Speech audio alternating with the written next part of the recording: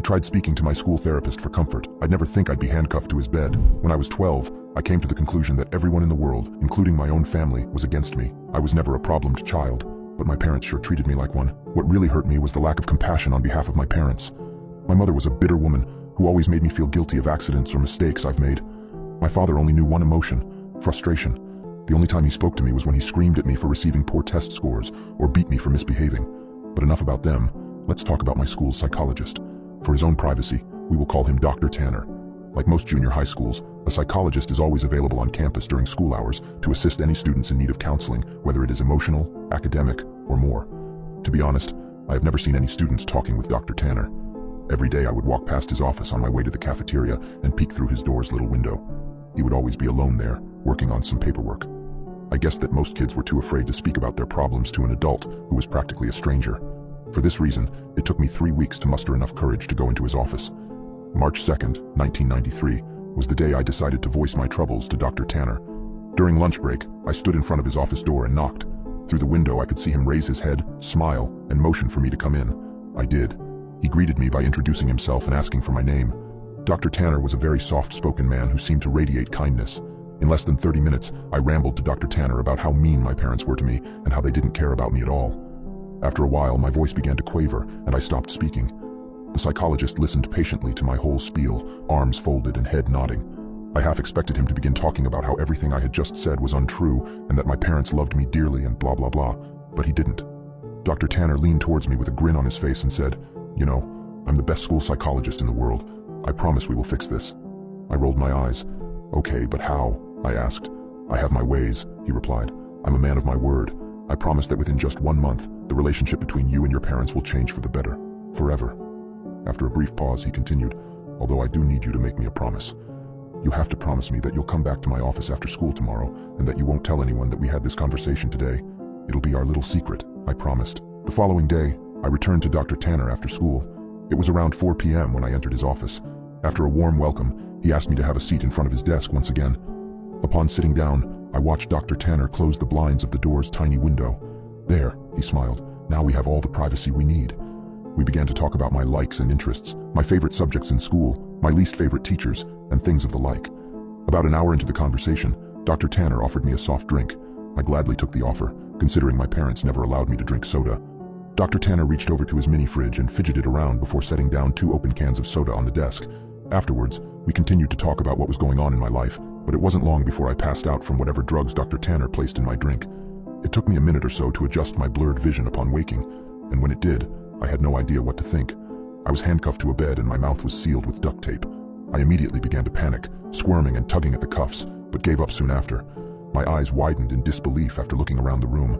There were posters of superheroes pinned up along the walls and photographs of famous athletes on shelves.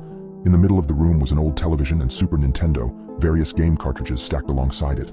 I didn't know what to think. Here I am in a room filled with items most kids would die to play with. I would have probably cried from joy hadn't I been handcuffed to a bed frame. My stomach sank once again as the door opened and Dr. Tanner walked inside. He sat down on the edge of the bed. "Now listen," he said. "Remember that I'm here to help you and I would never hurt you, okay?" Dr. Tanner gently removed the tape from my mouth and then the cuffs from my hands. My first instinct was to begin crying, but something about Dr. Tanner made me feel safe. He smiled at me. "You're going to be staying here for a while," he continued. "And during this time, you're allowed to play with any toys in this room while I'm here at home. But when I leave the house, I'll need to cuff one of your hands back to the bed. You can still watch the television, but I want you to only watch the news channels when I'm away." I sat in silence, still trying to process the information he had given me. "So," Dr. Tanner yipped, slapping me on the knee, "you go ahead and knock yourself out. I'll be back when it's time for dinner." He got up from the bed, walked across the room and clicked the TV's power button before locking the door behind him. Several more minutes passed before I realized that Dr. Tanner wasn't joking. All that was left for me to do was boot up the Nintendo and play Mario until nightfall. At about 7 p.m., Dr. Tanner returned to the room carrying 2 plates of mashed potatoes and chicken strips. I finally gathered up the courage to ask him how long I'd be staying in this room. "Well, about a month," he replied. "Give or take a few weeks. I just have some work I need to do." The following morning, I awoke to Dr. Tanner's hand patting my head. "Hey, bud, you don't have to wake up right now if you don't want, but I'm going to need to put this back on," he whispered, clamping the cold steel handcuff onto my wrist. I gazed up at him. He was wearing a collared shirt and slacks, a coat draped over his shoulder and a suitcase at his side. He looked just how he always did when I saw him around school. Before leaving, he placed the TV's remote next to me and told me to turn it on and watch the news. The first thing I saw upon turning it on was a breaking news segment. An important-looking police officer stood at a podium surrounded by people with microphones. I happened to begin viewing halfway through his speech. A statewide Amber Alert has been issued as of this morning. We have several investigators working towards identifying potential abductors, but as of right now, there is not much evidence. Faculty members state that the boy had been last seen around 4 or 5 in the evening on... I began to feel nauseous as a photograph of me appeared on the screen. It was my yearbook picture from last year. Captions for the photograph displayed my name and age, my school, and my town. Above my picture were alternating titles: FBI begins search for child and kidnapping suspect unknown, and potential runaway. The live footage continued, and 2 figures I soon recognized as my mom and dad stepped up to the podium. Both appeared to have reddened eyes. Tears streamed down my mother's face as she took hold of a microphone. I'd never seen so much emotion come from my mother before, as she wept on live television, stuttering on sentences such as, "Please return my baby back to me," and "I'm so sorry," and "Please come home to us." When my father took the microphone, I nearly expected his attitude to be stone cold, but he too had tears in his eyes. He pleaded to the world to bring his son home safely, and lastly begged for my forgiveness. I know I haven't been the best father, but God damn it, do I wish I had been now. Please bring my boy back. I turned the power off shortly after. My emotions were mixed, for I had never once seen my father cry. I felt miserable that my parents were being put through so much, but at the same time I felt relief. I now know how much Mom and Dad love me. Nearly 4 weeks have passed, and Dr. Tanner has been treating me with the utmost respect.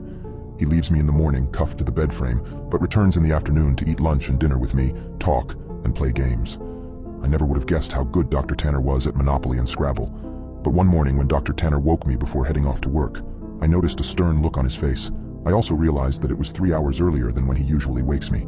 "You need to watch the news today, no exceptions. I want you to keep the television on all day and pay close attention to it," he stated grimly.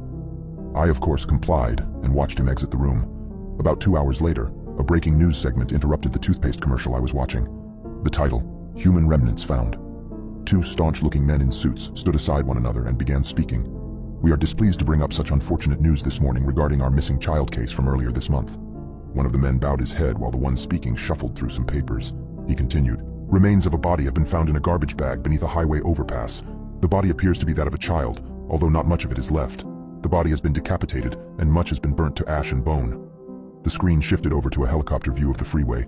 Dozens of police cars gathered near the bottom of a tall overpass. The man's voice could still be heard. Within the bag, police found a junior high school identification card labeled as such. The screen showed the school ID card I always kept in my backpack. The plastic had sort of melted away, but my photograph and name were intact. After the 2 men dismissed themselves, the camera panned over to my parents. They were sitting among reporters. My mother's face held a painful grimace, and my father sulked his head down at his knees. I shut the television off. Dr. Tanner returned home very late. He hurried into the room, unlocked my cuffs, and placed a bottle of fizzing water into my hand. He placed his hands onto my shoulders and smiled. "I made you a promise, didn't I?" I nodded, tears squeezing their way out my eyes. "You need to make me a promise again," he whispered.